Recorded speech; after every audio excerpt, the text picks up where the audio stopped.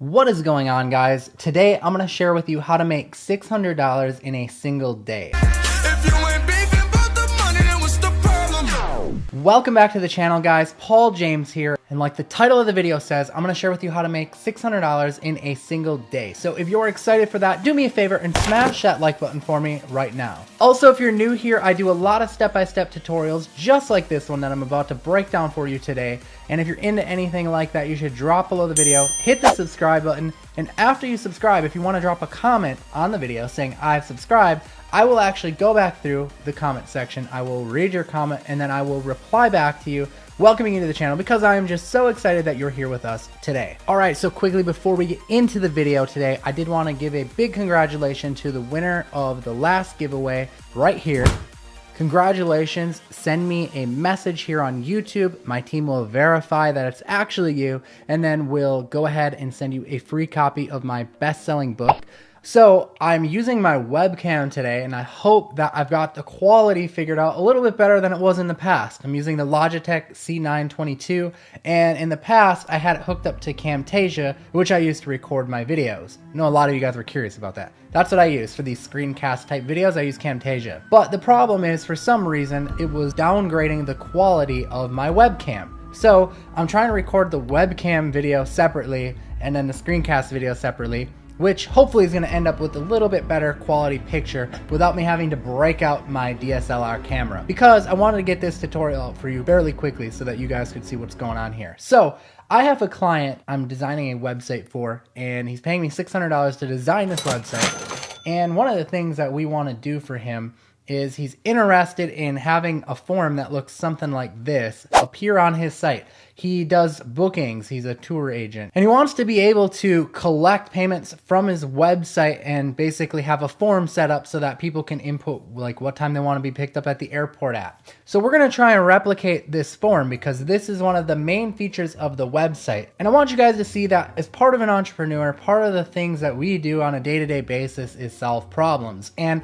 although I'm not a programmer, I think that I can get the job done, a task that would seem nearly impossible to get done without being a programmer, using a few WordPress tools. So we're going to try to use some WordPress plugins here to try and get this done and just kind of see what happens. So what I'm actually going to do is, after I design this, I'm going to send this form that I design off to the client to get approval from him to see if this is kind of along the lines of what he wants to do. And then if he gives me approval, then we're going to go ahead and build out the website for him later on. Not in this video, but I'm just saying later on. So this is the bulk of the job right here, and I thought it would be cool if you guys tagged along with me while we do it. So let's go and hop into WordPress here. Now, I'm not using my client's WordPress site on this. I'm just putting it right on my site because, again, I haven't designed the site yet for the client. We're going to actually design the form, make sure it's what he's looking for, send it off to him, and we can go ahead and get started on that. So I'm using a plugin today called Gravity Forms, which I believe is going to be able to pull this off just fine. Again, I don't know 100%. It's kind of an experiment, but I think it's going to be able to do the job. And I just want you guys to take away a really important lesson from this, that you don't always have to know all the answers. You could figure things out. You could solve problems along the way. And that's what separates really good entrepreneurs from those who maybe aren't cut out for it. So we're going to come in here. We're going to add a new form inside of Gravity Forms, and we're going to call this, we'll just say tour test form. We're going to create the form. Okay, so we have a bunch of different field inputs that we can basically select and put in. There's some advanced fields, and then there's some different pricing options. Okay, so one thing that we know for sure is we're going to need an arrival time for the flight. So under the advanced fields, I see that they actually have a time field built right in that we can use. So I'm going to drag that over, and we're going to click on it. We're going to label this as flight arrival time. We're going to make this required, and we'll go ahead and update that to make sure the change is saved. Okay, so it looks a little bit different than what's on theirs. They have a drop down right now, but ultimately I think this is going to be a little bit better because it's got the hours and the minutes and then AM or PM. So we're doing pretty much exactly the same thing. We're solving the same problem, but in a little bit different way. Okay, next up, we want to know the name of the hotel that they're staying at. So let's try and create that. So we're probably going to want to do a single line text, and instead of the field we can call untitled, we're going to say name of hotel. We're going to make that required.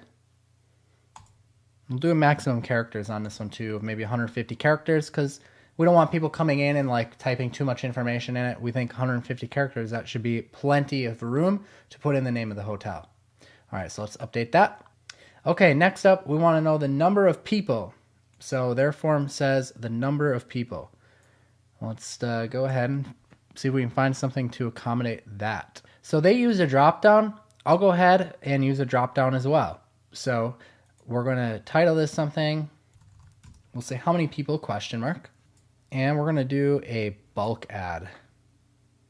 So just do 1, 2, 3, 4, 5, 6, 7, 8, 9, 10, 11, 12, 13. We'll just do 14 just to make sure we've got everything covered. I don't know if they can accommodate even 14 people, but we'll just do that just to make sure. And if he wants me to change it later on, not a big deal. So there we are. Let's make this a required field. We'll update that one. Okay, things are coming along good. Next up is pickup date. So the date that they're going to be picked up from the airport, because this is one is for an airport transfer. So Gravity Forms gives us a date field, so that's great. We can drag that in, change the name to say pickup date, and we'll make that required, and we'll go ahead and update that as well. All right, next field is flight number. So essentially we want to know what flight they're coming in on. So let's go ahead and probably do a single line text on that one. So throw that down here, and we'll call this flight number, make it required. All right. Name of airline, another single line text, pretty straightforward. Name of airline and required. Okay, so we can go ahead and update that as well. The way that the client had this set up initially on his old site, and we're basically kind of taking features from his old site and creating a brand new website, which we're going to build on WordPress. His previous site, not on WordPress, not performing well because it's not on WordPress and it's just old and outdated. So that's kind of why we're redoing things here. So if you can go out there and you can find a client who needs web design work done, even if you're not a web designer, you can do stuff like this and accomplish tasks like this right within WordPress, and boom, you can make yourself $600, which is essentially what I'm kind of showing you here. So the way he has this form set up right now is that he has the price already listed on it. So they come to his site and they see a page, and one might say airport transfer, one might say a certain tour that they want to go see, one might say drive to the beach, and when they click on it, they've already got the prices listed on each one. So when they click on airport transfer, they already know that the cost is $80 for it. So essentially what we're going to do is we're just going to put the cost on the form right now. Now, I may suggest that he change this to a drop down eventually that kind of has all of the prices listed so that it uses the same form. Because right now, the way this is set up, we would essentially, if we had 3 different services, we'd have to set up 3 different forms. One form for airport transfer, one form for tours, and one form for traveling to the beach. But we might be able to combine this into one single form potentially in the future. But for now, I'm just going to give him an example of exactly the way he has it set up. So we'll send him an example of this airport transfer form for the price of $80. So let's go and put in the price of it. So we've got this pricing fields thing already here, and we're going to drag in a product at the top, and we're going to go and edit this. So we're going to call this airport transfer, and we're going to go ahead and put in a price of $80, and this is going to be required, and we're going to disable the quantity field because that's just what it is. It's $80. So let's go ahead and update that, and let's do a quick preview of what this looks like. Okay, so there's our form, and notice at the top of the note says this is a simple form preview. This form may display differently when added to your page based on normal inheritance from parent theme styles. So depending on what WordPress theme I use for his actual site, this form is going to take on the design of that theme. So I don't even really have to worry about design or anything like that. So the form looks pretty similar to exactly what he had. I mean, everything is there. It looks good. The price is there. Everything is good to go. So now Gravity Forms actually has add-on tools to collect payments, and I can tell the client that if they want to add this on, that we can collect the payments via Stripe. I believe he actually wants to use PayPal.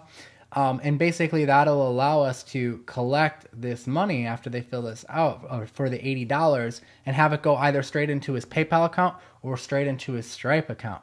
Now, also, this is pretty helpful if you're out there and you're working with clients and you want to set up a way to collect payments from your clients. You could set up a simple Gravity form and then hook it into your PayPal or your Stripe account to have a really professional looking setup that clients can come and actually pay for your services or your invoices or whatever it is you want to set up. So for now, this is good. I'm going to shoot this over to the client before I go any further with it to make sure I have his approval and that this is kind of what he's looking to do.